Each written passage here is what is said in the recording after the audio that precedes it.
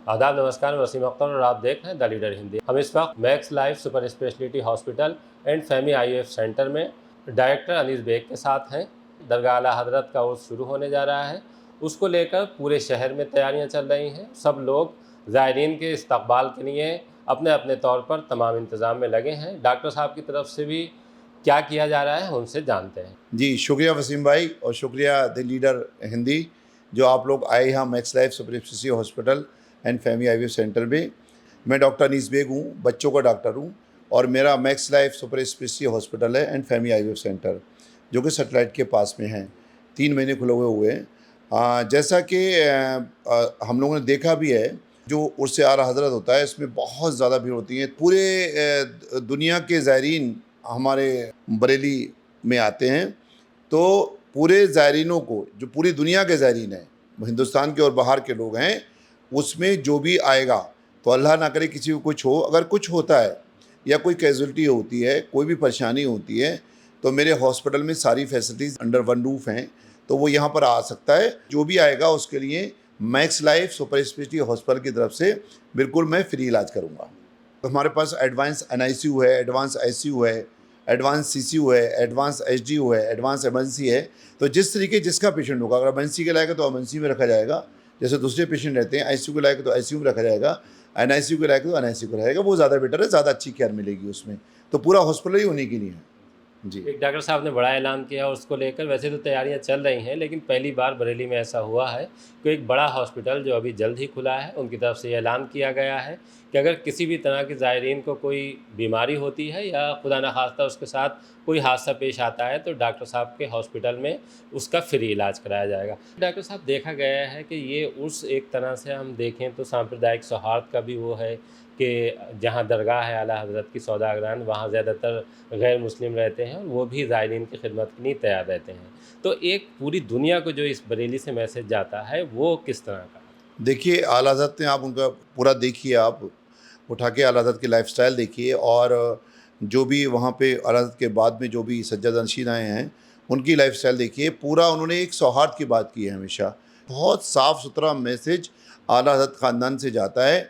मैं पॉलिटिकल किसी इंसान की बात नहीं कर रहा हूँ, लेकिन आला हज़रत के ख़ानदान जो सज्जादनशीन है उनकी बात कर रहा हूँ कि बहुत अच्छा मैसेज है और बहुत सौहार्द की बात है। आप जहाँ पर आला हज़रत का मज़ार शरीफ है वहाँ पर भी बहुत से हिंदू मुस्लिम रहते हैं, लेकिन वे कहीं भी आपने ऐसा कुछ नहीं देखा कि कोई बात हुई हो। जैसे हमारा हिंदुस्तान बहुत खूबसूरत देश है, जहाँ पर हिंदू मुस्लिम सिख ईसाई सब एक आपस में त्यौहार मनाते हैं, एक दूसरे की खुशियाँ बांटते हैं।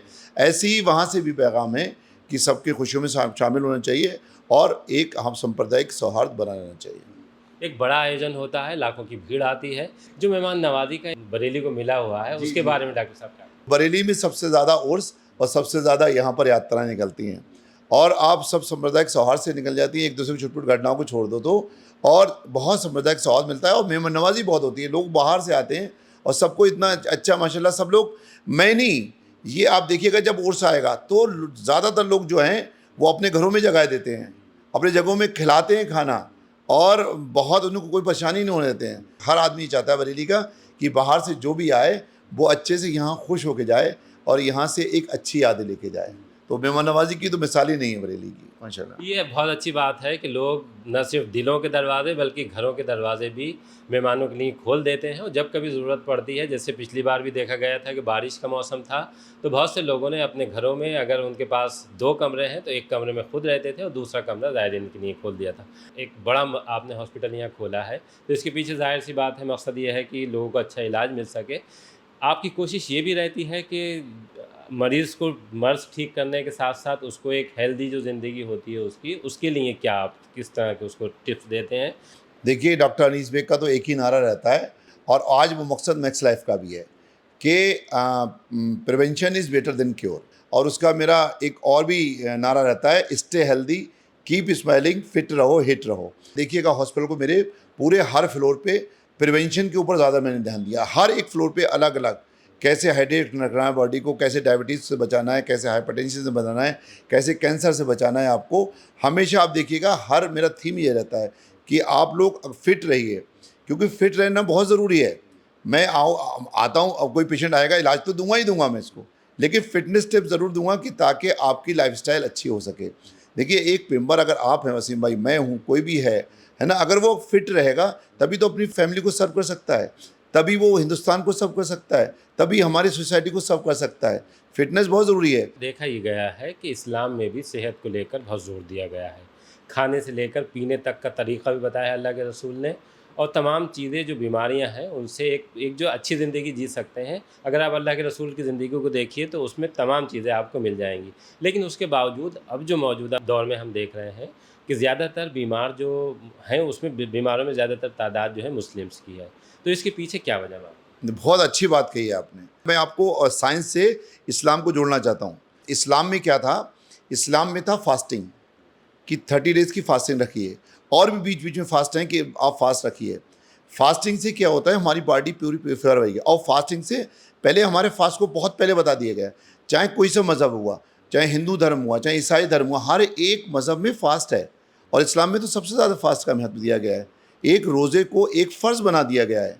जैसे नमाज फ़र्ज़ है वैसे रोज़ा भी फ़र्ज़ है, इसलिए कि आपकी बॉडी पूरी प्योरीफाइड हो जाती है।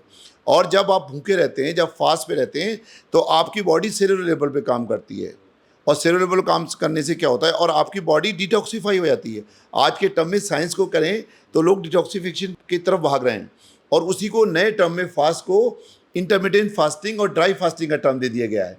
इंटरमिटेंट फास्टिंग क्या होती है, आप इस्लाम से जोड़िए कि पहले लोग जब मगरिब के बाद में खाना खा लेते थे, और उसके बाद में रात भर भूखे रहते थे, सुबह फजर का टाइम होता था, उसके बाद में सुबह में खाते थे। तो 12 घंटे की फास्टिंग पहले ही हो जाती। पहले कहते थे कि भाई नमाज की मगरिब की नमाज में खाना खा लीजिए, हैं, या फास्ट रख लीजिए। फास्ट तो रखते ही हैं हम, साथ में और भी डे टू डे लाइफ में भी है कि मगरिब बाद खाना खाएंगे तो रात भर का पेट भूखा रहेगा और डिटॉक्सीफाई हो जाएगी बॉडी आपकी। अब देखिए बिल्कुल इस्लाम जो है वो साइंस से जुड़ा हुआ है।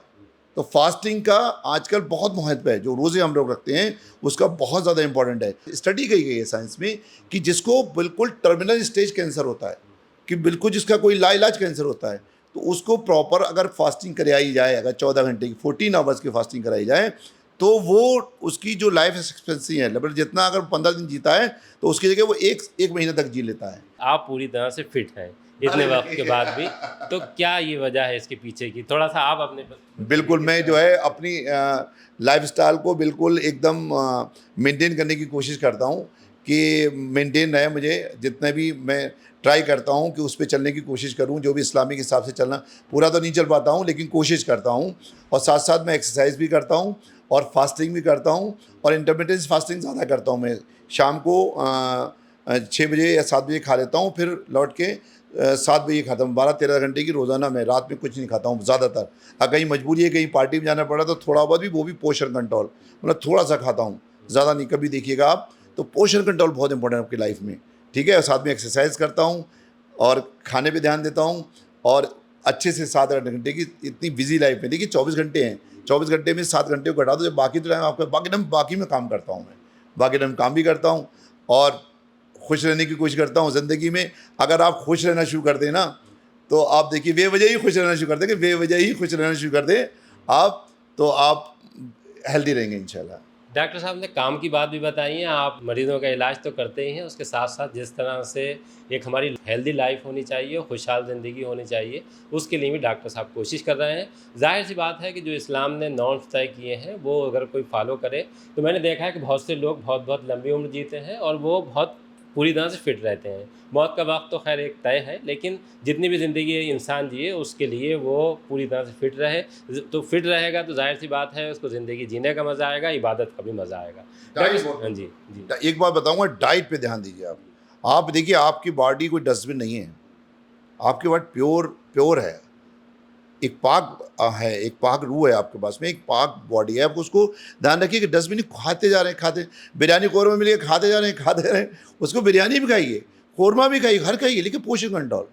जहाँ आप 2 रोटी खाते हैं आधी रोटी खाइए, है ना। जहाँ पर आप 250 ग्राम मीट खाते हैं वहाँ पर थोड़ा सा खा लीजिए, टेस्ट के लिए खा लीजिए। अगर आपको मन कर रहा है मीठा खाने का, बहुत बड़ी बात कह रहा हूँ, मीठा तो नहीं, 4 रसगुल्ले खा जाइए आप, भैया अगर खाना है आपको तो आधा रसगुल्ला खा लीजिए, है ना, वो नुकसान नहीं करेगी। अच्छा, ख्वाहिशात पे कंट्रोल करना हो, ये ख्वाहिशात मतलब करिए आप पूरी, लेकिन उसको लिमिट के अंदर, तभी पोषण कंट्रोल बहुत इंपॉर्टेंट है। आज से अगर डॉक्टर इसमें कुछ लोग सुन रहे हैं, आज से आप स्टार्ट कर दिए पोषण कंट्रोल, आपका वेट अपने आप कंट्रोल हो जाएगा और लाइफस्टाइल डिजीज से अपने आप फ्री होते जाएंगे। अगर किसी को ज़रूरत पड़ती है उर्स के दौरान ज़ायरीन को, तो वो कैसे कॉन्टैक्ट कर सकता है?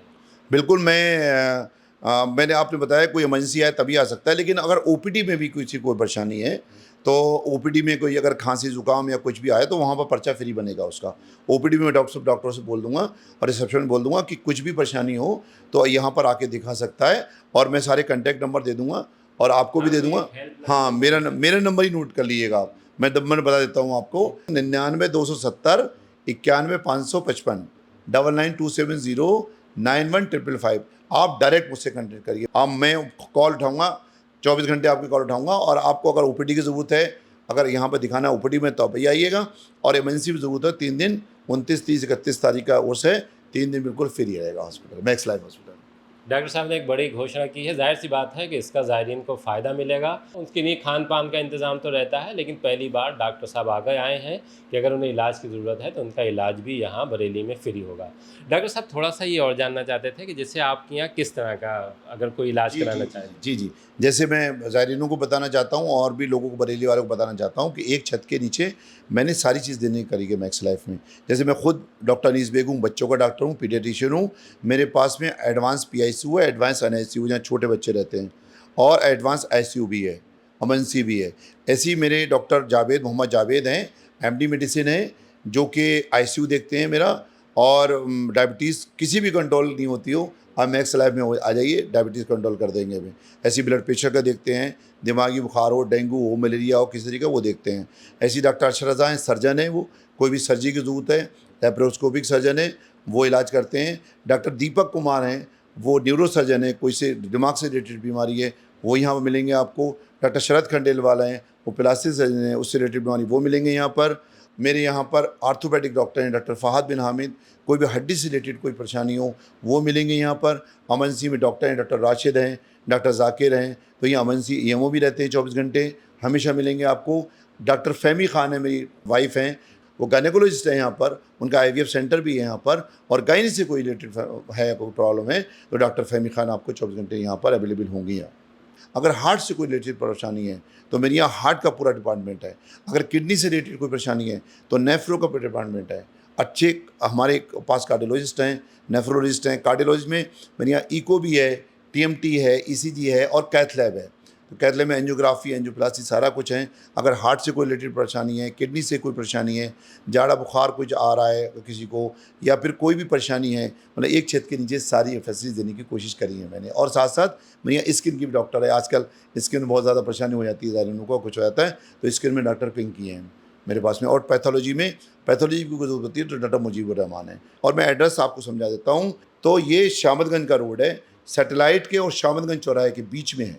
सैटेलाइट बस अड्डा शामतगंज के बीच में है। यहाँ पहले मधुबन टाकिज़ हुआ करता था, उसके सामने मैक्स लाइफ है। और ईसाइयों की पिलिया, कभी कहते हैं ईसाइयों की पिलिया और मालियों की पिलिया के बीच में है, तो आप आ सकते हैं। ज़ायरीन को बिना किसी नुस्खे फिक्र के तमाम इलाज जो है, बस ये कहते हैं कि आराध कोर्स में आए हैं हम। जी, शुक्रिया। शुक्रिया। शुक्रिया।